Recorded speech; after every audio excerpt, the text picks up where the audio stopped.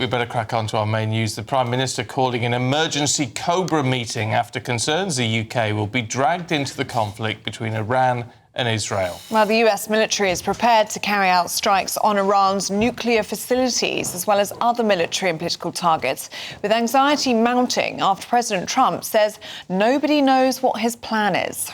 It's a terrible thing. I hate to see it. I hate to see all that death, so much death and destruction. I say it very simply. Iran can't have a nuclear weapon. I have ideas as to what to do, but I haven't made a final. I like to make the final decision 1 second before it's due. You know?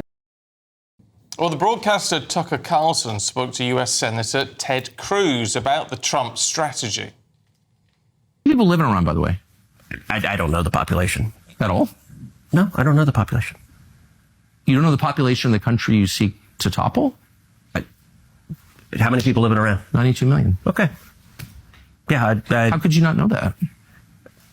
I don't sit around memorizing population tables. Well, it's kind of relevant because you're calling for the overthrow of the government. Why is it relevant whether it's 90 million or 80 million or 100 million? Why is that relevant? Because if you don't know anything about the country... I didn't say I don't know anything about Okay, what's the ethnic mix of Iran? They are Persians and what predominantly Shia. Okay, this is cute. It's not even... You don't know anything about Iran. So okay, I am not the Tucker Carlson expert on Iran. You're a senator who's calling for the overthrow of the government. Well, that went well. Let's talk to political commentator Theo Usherwood. Good morning. A very good morning. I mean, it's a mess over there with those sort of discussions going on. But, I mean, the question for us is, are we likely to get dragged in? I think there is a very good chance that we are going to be asked for support, and it may not be full-blown military intervention, but Keir Starmer chaired a Cobra meeting in Downing Street last night after returning from the G7, and they went through a number of scenarios of requests that could come in from the US president. Now, obviously, the main aim is to try. And this is something I think many people would disagree with, to try and dissuade the president from launching military intervention. But I think what's most likely to happen is that because of the enriched uranium that could potentially be turned into a nuclear warhead by Iran being contained in a bunker called, I think it's pronounced Fordow, in Iran, deep underground, and the only military capability which would actually neutralise that threat would be the bunker buster bomb, which is dropped from a B-52 Spirit bomber, and those bombers are stationed in Diego Garcia in the Indian Ocean, and America has to ask permission of Britain before it launches a military operation from Diego Garcia, and that would of course, imply that we would provide that permission, and by doing so, we would be, and this would be important, from the view of the Iranians involved in this military action. That's almost on a technicality, though, in that sense. Yes, but I think there's also, Angela Rayner, Deputy Prime Minister, was asked about it in PMQs yesterday, whether Parliament would be given a vote. I could see that being very unlikely. I think this is something, there's a prerogative that the Prime Minister has in order to provide this permission. It's interesting, Lord Hermer, the Attorney General, front page of the Telegraph, you won't be surprised to learn that he thinks the war in Iran may be illegal, but he's providing one view, and I think it would be extremely damaging to US-UK relations. Donald Trump having singled out Britain, and he did single out Britain at the G7. He likes us. He wants to give us that trade deal. He wants those exemptions on steel tariffs. If we suddenly turn around when America is, wading in to stop a despotic regime that threatens the world, that we somehow sit back and say, not for us. And I think there are some significant implications if we turn around and at this moment in time suddenly say to the United States that we're not willing to stand shoulder to shoulder and provide the support they want. Well, with that in mind, Keir Starmer could potentially be put in a very difficult position here, because we've seen them at the G7 there. He's referring to Donald Trump as Donald. First name terms, they seem to get along along very well. But then a difficult situation is his cabinet won't back this. Well, there will be opposition within the cabinet, but ultimately it is a decision that the Prime Minister can take, and he can take it alone. We have, and the Number 10 and the Ministry of Defence never comment on Special Forces operations, but there will be phone calls that the Prime Minister and the Defence Secretary will take, where they will be asked to provide permission in circumstances for operations to take place, and they can provide that permission without informing the cabinet, and they can provide that permission without going to Parliament. And there is a price to, it may be very well that there will be opposition to this, but there is another price to pay that I think cabinet ministers and those around, and Keir Starmer and those around Keir Starmer will be very conscious of if they decide to make the decision that they would somehow withhold permission to use Diego Garcia as a launching pad. Having said all of that, I think the main focus from Keir Starmer's point of view and is to try and find a way of de-escalating.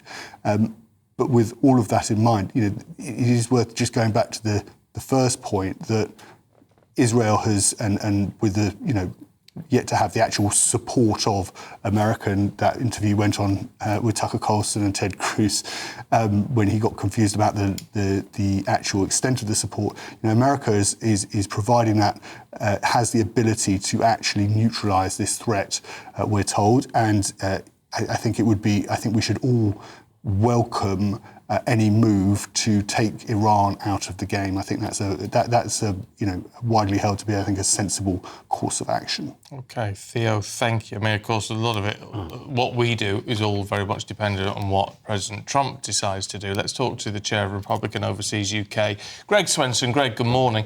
Look, I know some people actually will hold their heads in their hands at the way Trump is obfuscating at the moment, but that lack of clarity is actually a tactic, isn't it, to keep the regime on its toes? Yeah, the president will keep them guessing, and I think he's been very obvious and very candid and transparent about his red line. No nuclear weapons for the regime, and that's been very deliberate. And that's why when the 60-day deadline came and went, the Israelis basically had permission from the president to act, to move, and they've so far so good.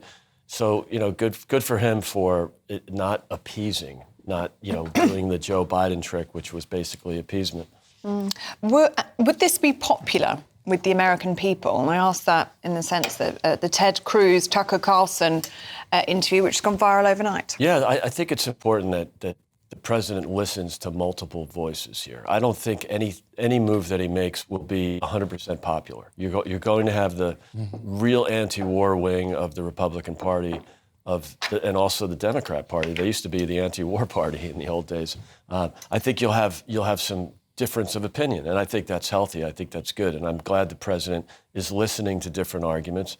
Ultimately, I think if he stays on the topic of nuclear capabilities, and just that, no ground invasion, no boots on the ground, no forever war. If it's just take out Fordo because there's nuclear facilities there that can't be reached by conventional, traditional weapons that Israel has, okay, great, use the bunker buster, get in, get out, and I think that would be popular. I don't know that a long-term forever war would be popular at all. Yeah, but what he's got to be conscious of, and indeed what everyone in the West needs to be conscious of, is that if you do that and no regime change, it pushes it down the road rather than ending the problem. If you do go about wanting to bring in regime change, then you've got a power vacuum and you don't know what's going to fill it. That's right, and then we learned that in Iraq and Afghanistan and Libya, and I think there's very little appetite for forced regime change. I think regime change, we all want it, we all hope for it.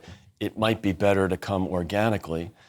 Sure, we could support, some dissidents in Iran.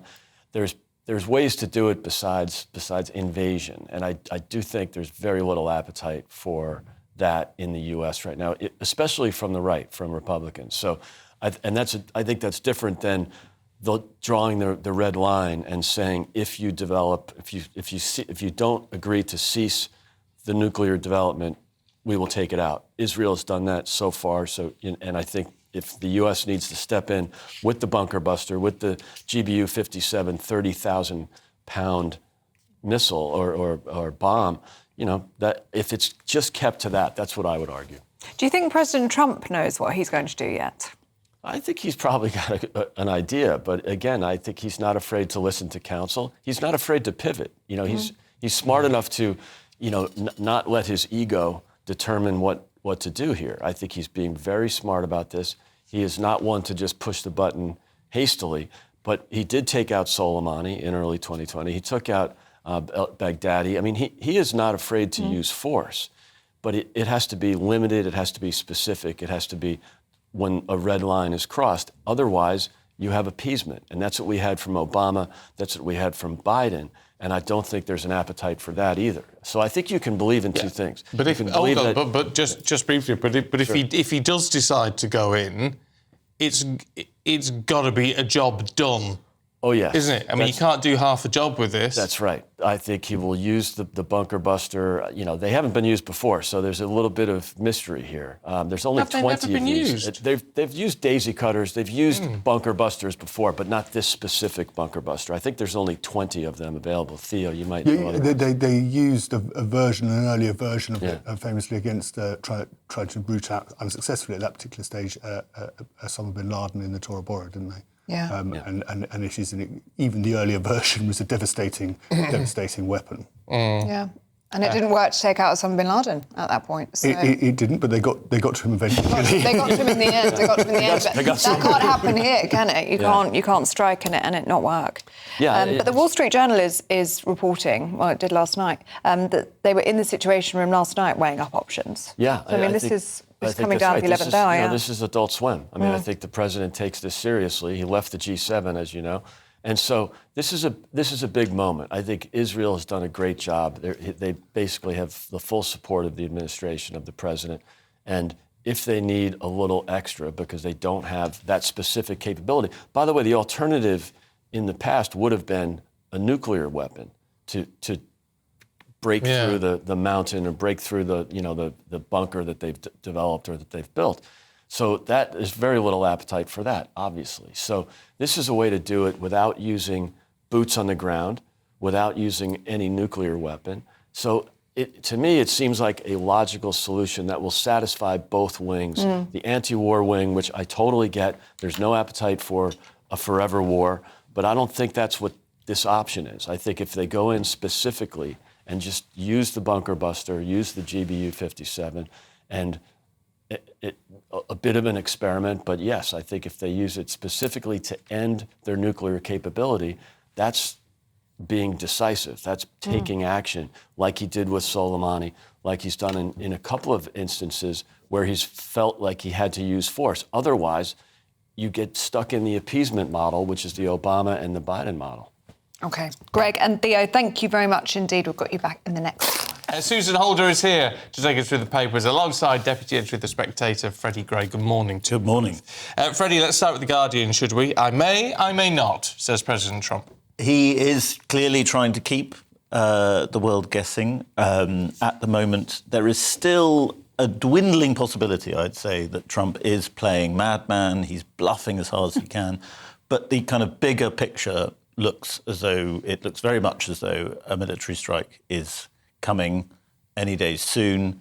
That's certainly what people in the Middle East who know about these things are saying, and it's what people in London seem to think. So this is going to be the biggest test of Trump's presidency, because we know that he won in 2016 in quite significant part because he promised to get America out of endless wars.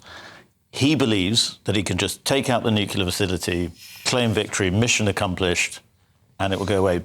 But then what happens next? That's the big question. He, of course, at this moment in his head thinks, I'm never going to send troops into Iran. It's never going to be a land war. But the point is that these things get out of control very, very quickly. What if nuclear fissile material is spreading throughout the Middle East? What about Iran's border with Pakistan, which is an also very volatile country? If the Iranian regime is toppled, if Khomeini is killed by the Israelis, you're talking about a very, very dangerous situation which America may have to step in to control. So I think this is the biggest risk for his presidency. A lot of his base, a lot of the people who I talk to in America who are Trump supporters are very nervous about this. What about countries like Saudi? Who I mean, it's interesting. Obviously, they have closer ties with Israel now than they have done for a very, very, very long time. I mean, they're hardly friendly, but they're better than they were. But I mean, obviously, they want countries they want regime change, don't they? In Iran, I mean, is it time for them to step up? Well, they won't say so. They wouldn't say so publicly. I mean, but yes, I think they probably would. Saudi Arabia is obviously Sunni. Iran's part of the Shia Crescent, and they are rival major powers in the region.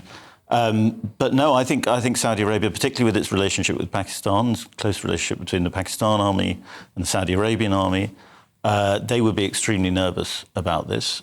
They won't want this to happen in the way that it's happening, I don't think. And it also risks unravelling Israel's tightening relationships with those other Gulf states like Saudi Arabia and so on. So there's a lot of things in flux. As ever, the Middle East is extremely complicated.